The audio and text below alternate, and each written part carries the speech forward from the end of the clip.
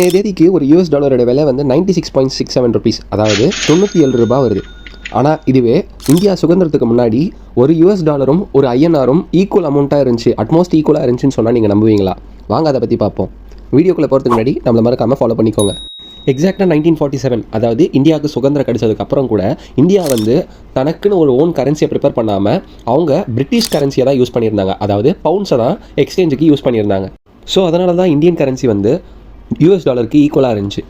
Later 1949 India தன்னோட own கரன்சியை அச்சடிக்க ஆரம்பிச்சது. ஃபஸ்ட்டு 1 ரூபா நோட்டை தான் அச்சடிச்சது.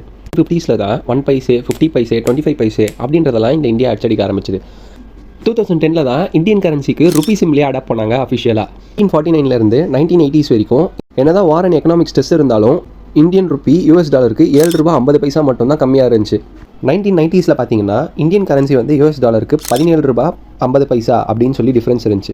எதனால் இந்த டிஃப்ரென்ஸ் வந்தது அப்படின்னு பார்த்தீங்கன்னா எல்பிஜி, அதாவது லிபரலைசேஷன், ப்ரைவேட்டைசேஷன் அண்ட் குளோபலைசேஷன், இந்தியாவில் இந்த எல்பிஜி ரிஃபார்மர்ஸ் நடந்ததால தான் இந்த 17 ரூபா 50 பைசா அப்படின்ற டிஃப்ரென்ஸ் வந்தது.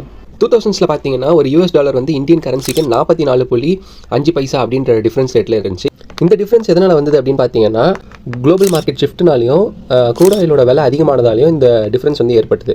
2020 2022 வரைக்கும் ஒரு யூஎஸ் டாலர் வந்து 65 ரூபா அப்படின்ற டிஃப்ரென்ஸில் இருந்துச்சு. எதனால் இந்த டிஃப்ரென்ஸ் இம்பாக்ட் ஏற்பட்டது அப்படின்னு பார்த்தீங்கன்னா டியூ டு பேண்டமிக் பீரியடால் எக்கனாமிக் வந்து ஸ்லோ டவுன் ஆச்சு. ஸோ அதனால் வந்து இந்தியன் கரன்சியோட வேல்யூ வந்து யூஎஸ் டாலருக்கு 65 ரூபா அப்படின்ற டிஃப்ரென்ஸ் வந்து ஏற்பட்டது.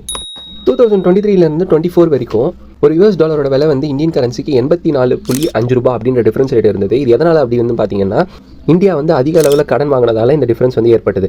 2026 ஒரு யூஎஸ் டாலரோட விலை வந்து இந்தியன் கரன்சிக்கு 97 ருபீஸ் அப்படின்ற டிஃப்ரென்ஸ் இருக்குது. இது எதனால் இந்த டிஃப்ரென்ஸ் ஏற்பட்டது அப்படின்னு பார்த்தீங்கன்னா குளோபல் ட்ரேட் டைனமிக்ஸாலையும் அண்ட் மார்க்கெட் வெட்டிலிட்டியாலையும் இந்த டிஃப்ரென்ஸ் வந்து ஏற்பட்டது.